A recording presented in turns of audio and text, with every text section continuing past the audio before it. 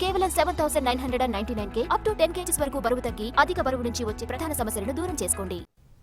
Krishna basin కు జలకళ సంతరించుకుంది. పశ్చిమ కనుమల్లో కురుస్తున్న వర్షాలకు కర్ణాటకలోని ఆల్మట్టి, నారాయణపూర్, తెలంగాణలోని జూరాల ప్రాజెక్టులు నిండుకుండల్లా మారాయి. ఎగువన ఉన్న ప్రాజెక్టుల నుంచి జూరాలకు 2 లక్షల క్యూసెక్లకు పైగా వరద ప్రవాహం వచ్చి చేరుతోంది.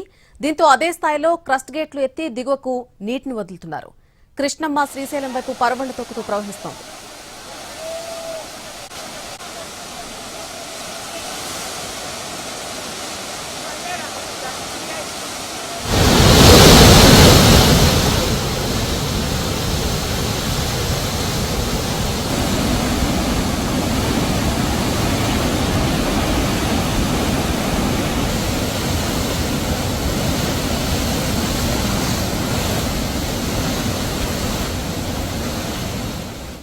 కృష్ణా బేసిన్ వరదపై తాజా అప్డేట్ మా ప్రతినిధి అహ్మద్ అందిస్తారు.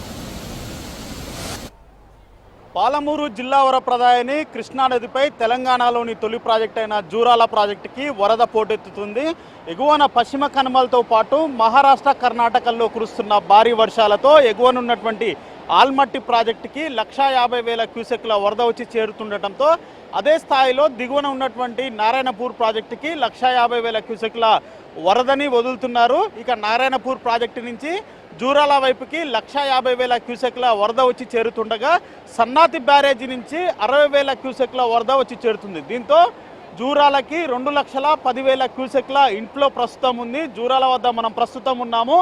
కృష్ణమ్మ పరవళ్లు తొక్కుతూ శ్రీశైలం వైపుకి ప్రవహిస్తున్నటువంటి ఉగ్రరూప దృశ్యాలని మనం ప్రత్యక్షంగా స్క్రీన్పై చూడవచ్చు. అయితే గడిచిన 2-3 రోజుల నుంచి ఇదే స్థాయిలో జూరాలకి వరద వచ్చి చేరుతుండటంతో 27 క్రస్ట్ గేట్లు ఎత్తి నీటిని దిగువకు విడుదల చేస్తున్నారు జూరాల వద్ద ఉన్నటువంటి అధికారులు.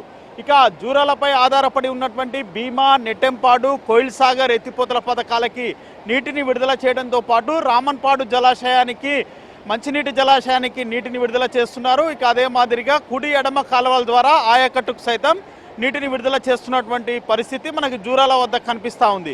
ఇక జూరాల వద్ద ఉన్నటువంటి ఎగువ, దిగువ జూరాల జల విద్యుత్ ఉత్పత్తి కేంద్రాల్లో మొత్తం 11 యూనిట్లలో విద్యుత్ ఉత్పత్తి కొనసాగుతుంది. ఇదే మాదిరిగా వరద మరో వారం 10 రోజుల పాటు ఉంటుందని చెప్పేసి జూరాల అధికారులు అంచనా వేస్తున్నారు. ప్రస్తుతం శ్రీశైలం వైపుకి కృష్ణమ్మ పరవళ్లు తొక్కుతూ దిగువకు ప్రవహిస్తున్నటువంటి పరిస్థితి మనకి జూరాల వద్ద కనిపిస్తూ ఉంది. మరోపక్క ఆలస్యంగానైనా వరద వచ్చిందని చెప్పేసి జిల్లా రైతాంగం హర్షం వ్యక్తం చేస్తుంది. ఇప్పటికే సాగు పనుల్లో బిజీ అయినటువంటి సిచ్యువేషన్ మనకి ఉమ్మడి పాలమూరు జిల్లాతో పాటు కృష్ణా బేసిన్లో కనిపిస్తూ ఉంది. మొత్తం మీద ఓవరాల్గా ఇదే మాదిరిగా మరో వారం 10 రోజుల పాటు వరద ఉంటుందని చెప్పేసి జూరాల అధికారులు అంచనా వేస్తున్నారు. ఇది జూరాల వద్ద ఉన్నటువంటి పరిస్థితి. వీడియో జర్నలిస్ట్ సందీప్తో అహ్మద్, ఎన్టీవీ, జూరాల నుంచి.